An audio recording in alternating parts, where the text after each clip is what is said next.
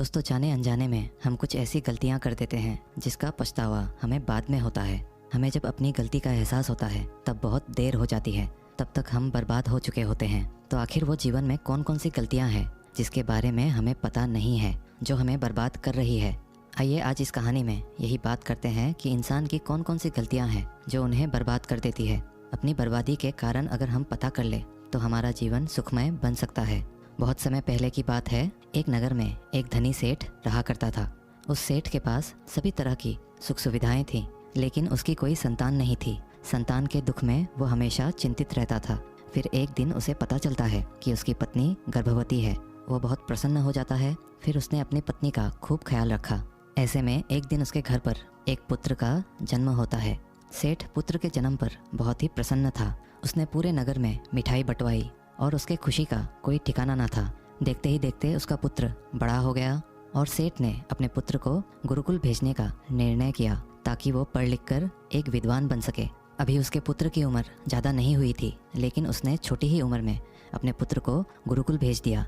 गुरुकुल में वो बालक अच्छे से शिक्षा ग्रहण करता, अपने गुरु की सभी आज्ञाओं का पालन करता। ऐसे में वो बालक वहाँ का सबसे होनहार विद्यार्थी बन गया।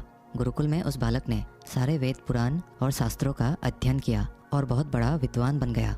गुरु भी उस बालक से बहुत ही प्रसन्न थे कि उसने छोटी ही उम्र में सारा ज्ञान अर्जित कर लिया। लेकिन वो कहते हैं ना, समय कब बदल जाए किसी को पता नहीं रहता है। ऐसे ही एक दिन किसी प्राकृतिक आपदा की वजह से उसके माता पिता की मृत्यु हो गई।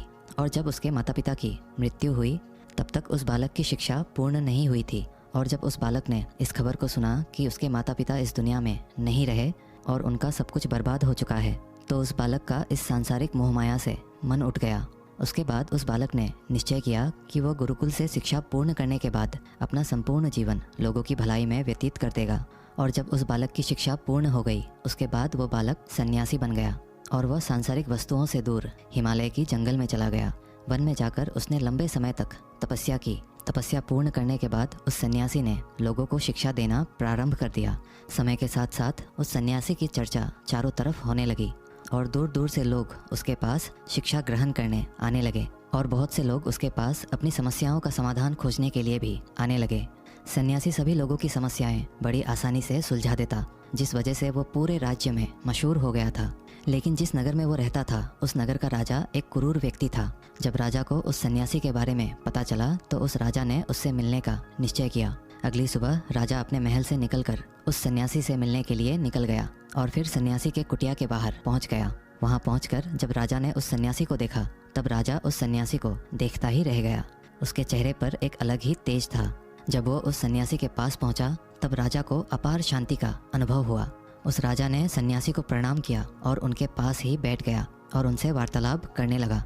वो राजा पहली ही मुलाकात में उस सन्यासी के व्यक्तित्व से इतना प्रभावित हुआ कि उसने उसी समय से अच्छाई की राह पर चलने की ठान ली और मन ही मन सोचने लगा कि इतनी छोटी सी मुलाकात में ये सन्यासी मुझे इतना बदल सकता है, तो अगर ये हमेशा मेरे साथ ही रहने लगे तो मेरी तो जिंदगी ही बदल जाएगी। और यही सोचकर राजा सन्यासी से महल चलने की आग्रह करने लगा। राजा का आग्रह सुनकर सन्यासी मना नहीं कर पाया और वह राजमहल चलने को तैयार हो गए। फिर राजा सन्यासी को लेकर राजमहल की ओर चल दिया।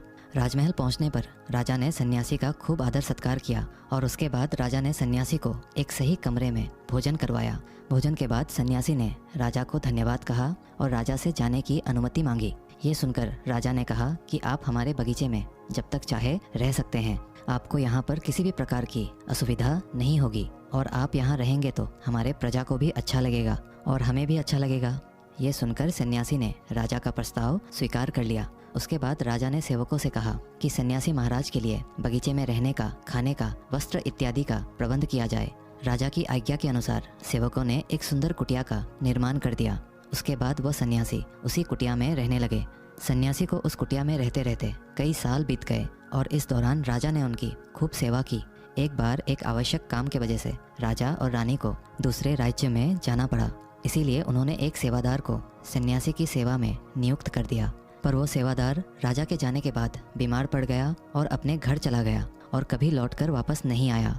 ऐसे में राजा जब वापस आया तो सन्यासी क्रोध के मारे उस राजा को बहुत कुछ सुनाया और राजा से कहा कि हे राजन, जो जिम्मेदारी तुम पूरा नहीं कर सकते तो उसे उठाते ही क्यों हो।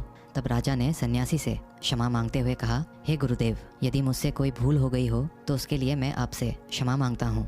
मुझे क्षमा कर दीजिए और आप अपना क्रोध शांत कीजिए और कृपा करके बताइए कि आपको क्या कष्ट हुआ है। ये सुनकर उस सन्यासी ने कहा कि तुम्हारे जाने के बाद मुझे यहाँ पर किसी ने भोजन नहीं दिया और मैं बहुत दिनों तक भूखा ही रहा। मुझे यहाँ पर आकर किसी ने पूछा तक नहीं कि मैं किस हाल में हूँ।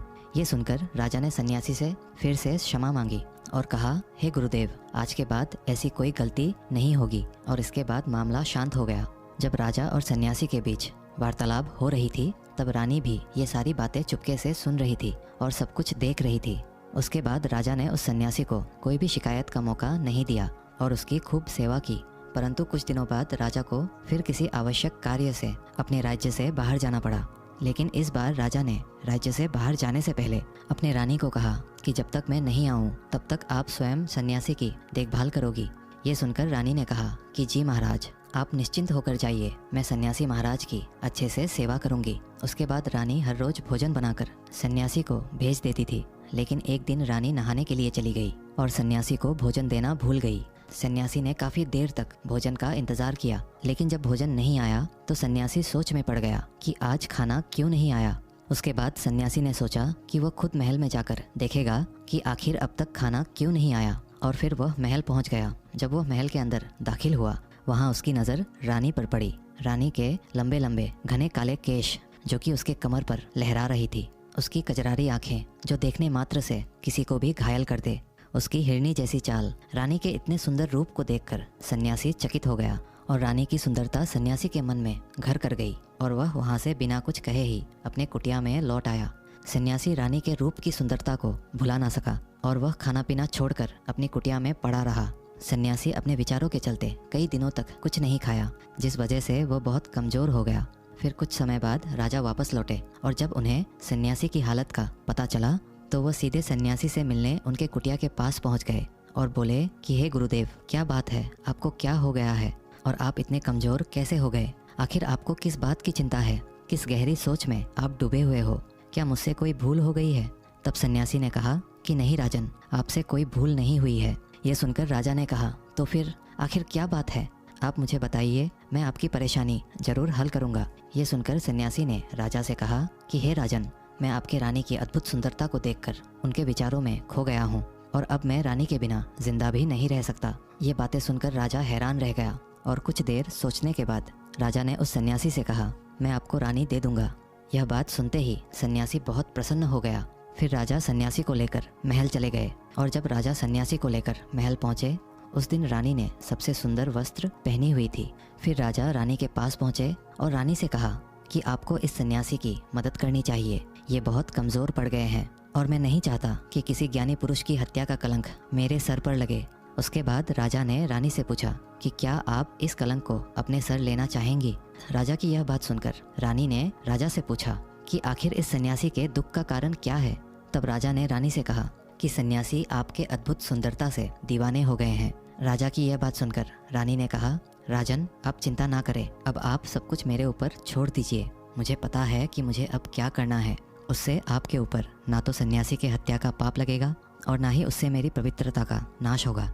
रानी की यह बात सुनकर राजा ने रानी को सन्यासी को सौंप दिया। उसके बाद सन्यासी रानी को लेकर कुटिया में पहुंचे।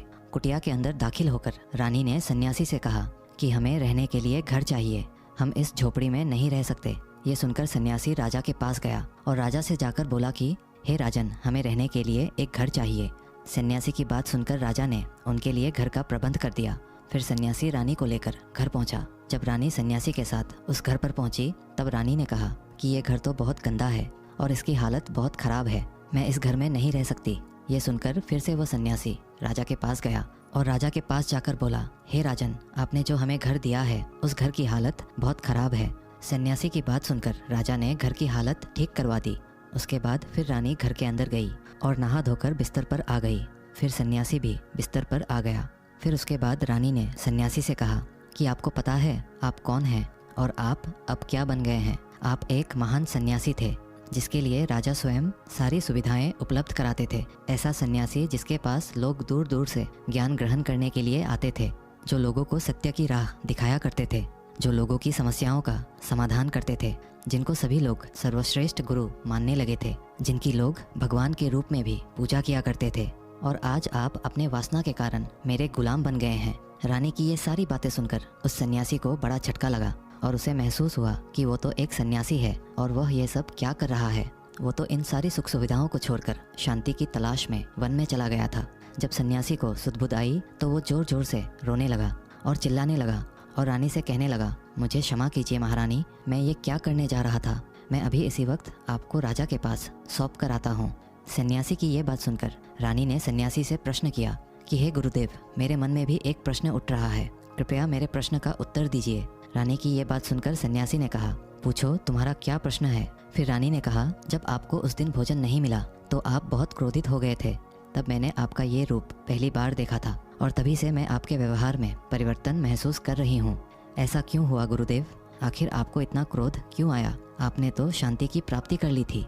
रानी की बातें सुनकर सन्यासी ने कहा कि जब मैं वन में था तो मुझे समय पर भोजन नहीं मिलता था, लेकिन जब मैं महल में आया तो महल में आने के बाद मुझे सारी सुख सुविधाएं प्राप्त हुई और फिर मैं इन सभी सुख सुविधाओं के आदी हो गया और मुझे इसके प्रति लगाव उत्पन्न हो गया और फिर मुझे इसको पाने का लालच उत्पन्न हो गया और जब मुझे ये नहीं मिला तो मेरे अंदर क्रोध उत्पन्न हो गया। फिर सन्यासी ने कहा, महारानी, अगर इच्छा पूरी ना हो तो क्रोध उत्पन्न होता है और अगर इच्छा पूरी हो जाए तो लालच बढ़ जाता है। सन्यासी ने आगे कहा, ये इच्छा की पूर्ति ही मुझे वासना के द्वार पर ले आई है और मैं आपके प्रति आकर्षित हो गया। इसके बाद वो सन्यासी रानी को लेकर राजा के पास पहुंचा और बोला, हे राजन, मुझे क्षमा कर दीजिए, मुझे अपनी गलती का एहसास हो गया है।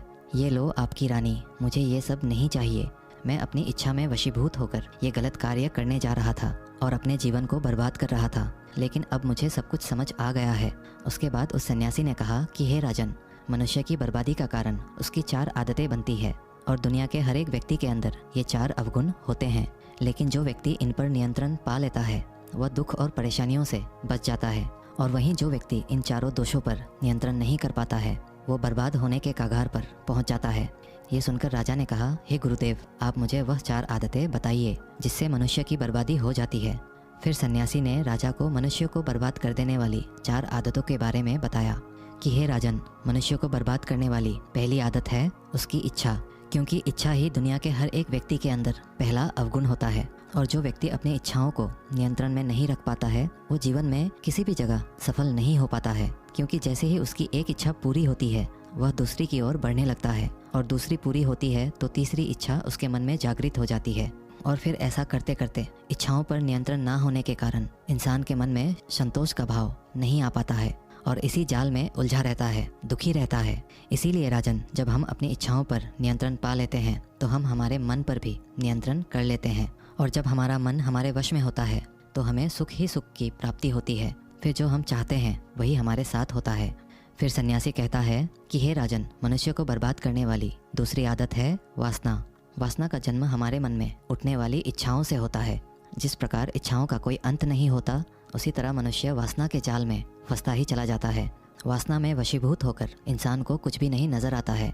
आज तक जितनी भी लड़ाइयाँ हुई है उसका सबसे बड़ा कारण स्त्री को पाने की इच्छा के कारण ही हुई है। स्त्री के प्रेम में वशीभूत होकर आज से कई राजा महाराजाओं ने युद्ध किया है।